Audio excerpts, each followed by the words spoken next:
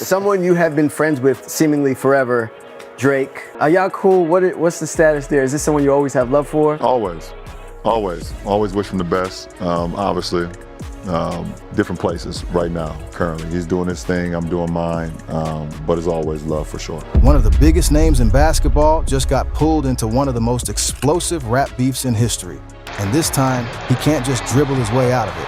LeBron James, four-time NBA champion, billionaire, cultural icon, a man who has spent 2 decades carefully building one of the most untouchable brands in sports. And Drake, the biggest selling rapper alive, a man who has sold more than 170 million records worldwide, a guy who has been riding for LeBron publicly since before most of us even knew his name. These two men have been brothers for over a decade, not industry associates, not photo op friends, brothers, the kind of close where Drake was courtside at LeBron's games. Don't talk to me, talk to these people. It's about these people right here. It's about these people, it's about the city.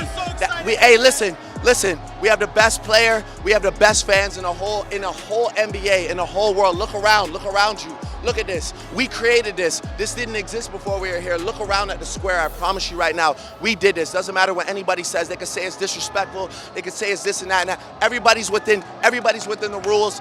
Everybody's doing their thing. All we are is proud and passionate. We are like a college sports team. The Toronto Raptors are a college sports team. I promise you. I love Toronto. I love this team. And we're going to the NBA Finals. Let's go! The kind of close where LeBron was posting Drake music on his Instagram like clockwork. The kind of close where people in the culture just assumed they were untouchable together. And now, Drake just put LeBron's name in the crosshairs on a new album track. And LeBron James, the man who never speaks on anything unless it's perfectly calculated, just broke his silence. Yo, what's good, fam? Welcome back to the channel. What you are about to hear is deeper than basketball, deeper than rap beef, and way deeper than a single Instagram post. This is about loyalty, ego, cultural allegiance, and what happens when the most famous athlete alive picks a side in a rap war that was never supposed to involve him. Strap in, because this story is wild. Now, before we get into this wild ride, let me keep it 100 with y'all. A lot of people online been talking about this situation real surface level, jumping to takes, clipping things out of context, running with half the story. But yo, we about to separate the facts from the fiction, the real from the fake, because this situation deserves the full breakdown. To understand how we got here, you have to go all the way back to the beginning of the LeBron and Drake relationship, because it is essential to understanding why Drake's response hit the way it did.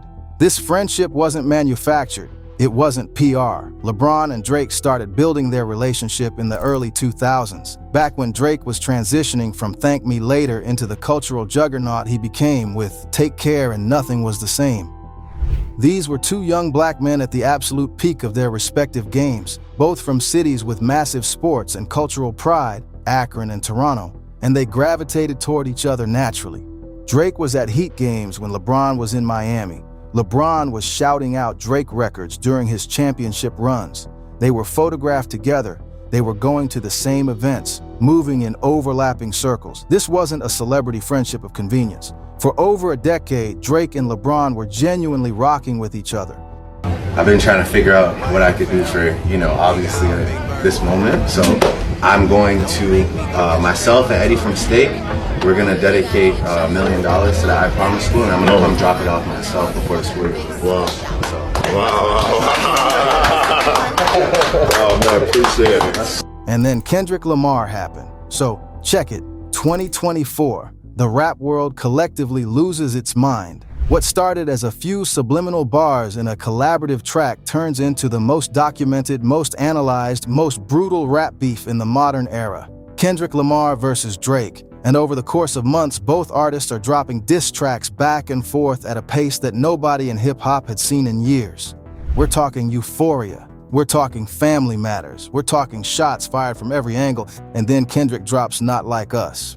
Now, for y'all who might not have been following this closely, let me tell you, Not Like Us was not just a diss track. That record was a weapon. Kendrick came on that beat with the sole purpose of burying Drake culturally, socially, and reputationally. The song is aggressive, it's accusatory, it's packed with allegations about Drake's character and his alleged behavior, and it was designed to not just win a battle, it was designed to make people disgusted with Drake.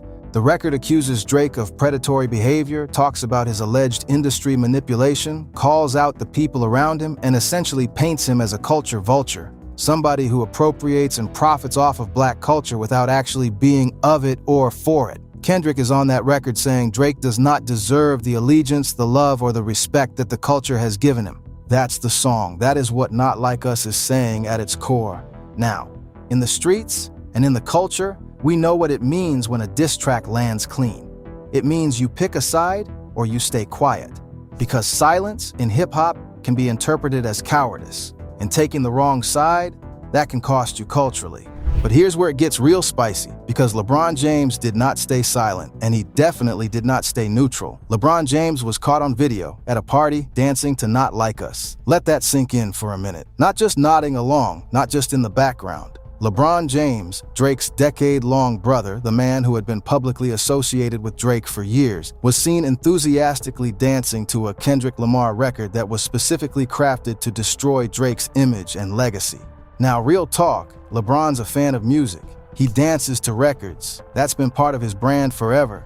The man loves music, loves being in the moment at gatherings and events. Some people will say it was just vibes, just a party moment, not that deep. But here's where it gets interesting, because Drake did not see it that way, not even close. In the hood, in the culture, we understand that actions have symbolism. When you are as famous as LeBron James, nothing you do in public is accidental or consequence-free. Cameras are always on. The internet sees everything. And when a person of LeBron's stature is filmed enthusiastically celebrating a record that is calling out your character, your morality, and your right to exist in the culture, that is a statement whether you intended it to be one or not. Drake, who had already been in a brutal months-long public war with Kendrick, was watching everyone around him to see who was riding and who wasn't. And LeBron, dancing to Not Like Us, sent a very specific message to Drake and to everyone paying attention. It said, "I'm not in your corner on this one." Now, Drake is known for having a long memory. This is a man who has documented slights, real or perceived, in his music for his entire career. From former collaborators to ex-girlfriends to industry rivals, Drake processes betrayal through his art. That is just who he is as an artist. It is actually part of why he built such a massive fan base, because people feel the emotional authenticity of his grievances. So when Drake started working on new music after the Kendrick battle, people in the industry were already asking, who else is he going to address? Who are the people he felt didn't show up for him when things got heavy?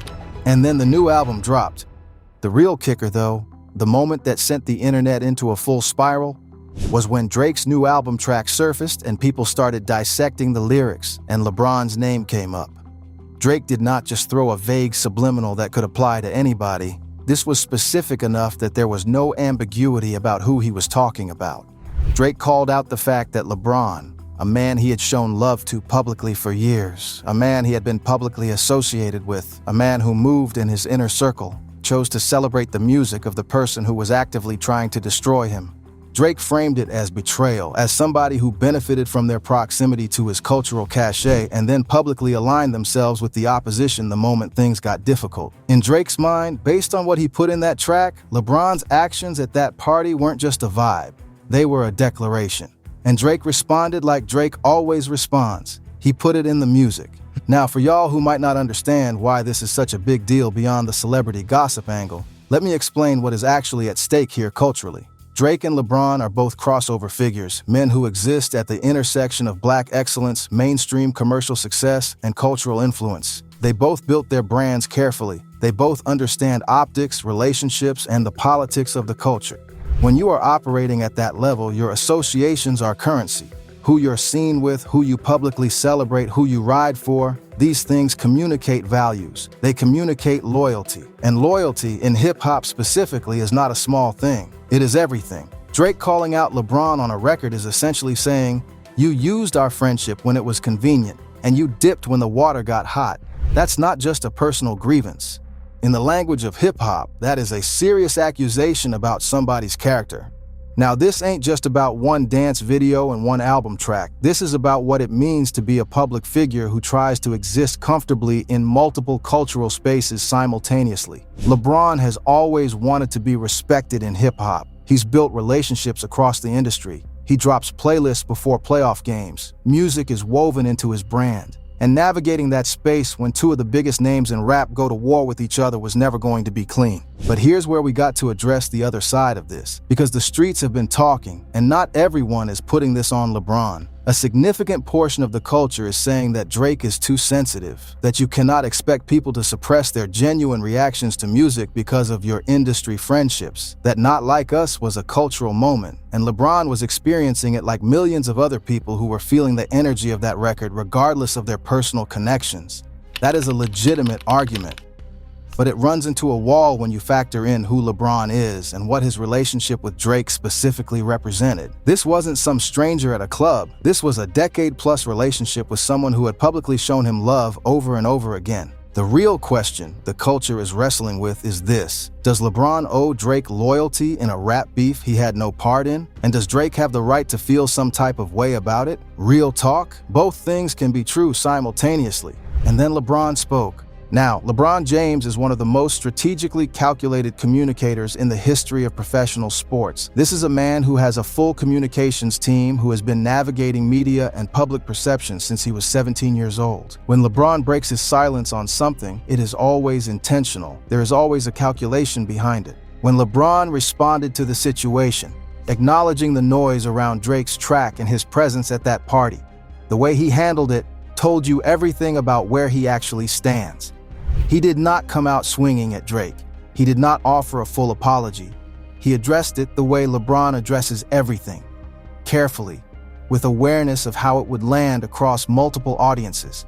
He leaned into the idea that he is a fan of music across the board, that his dancing at a party is not a political statement, and that his relationship with people in his life is something that exists beyond what plays out on social media and in album tracks. But, and this is the part that got people talking, he did not explicitly defend Drake. He did not say Drake is my brother and I should have been more mindful. He gave a response that was clean enough to not escalate, but vague enough to not truly bury the hatchet either. And in hip-hop, in the culture, we know what that kind of answer means. It means the friendship has a crack in it. It means things are not the same. It means that whatever LeBron and Drake had for those 10+ years has been shifted by the events of the last year in ways that a careful public statement cannot fully repair. At the end of the day, LeBron and Drake's situation isn't just about a dance video or an album diss. It's about something that every single one of us has experienced at some level. The moment when a friendship meets a test and both people find out what the friendship is actually made of. LeBron has spent his entire public life trying to be everything to everyone. The greatest basketball player, the community advocate, the business mogul, the culture figure who moves seamlessly through music, sports, film, and politics. And for the most part, he has pulled it off at a level nobody else has managed. But the Kendrick versus Drake war exposed something, that you cannot always be neutral. Sometimes the culture forces a moment where you have to show your hand, even if all you're doing is dancing at a party.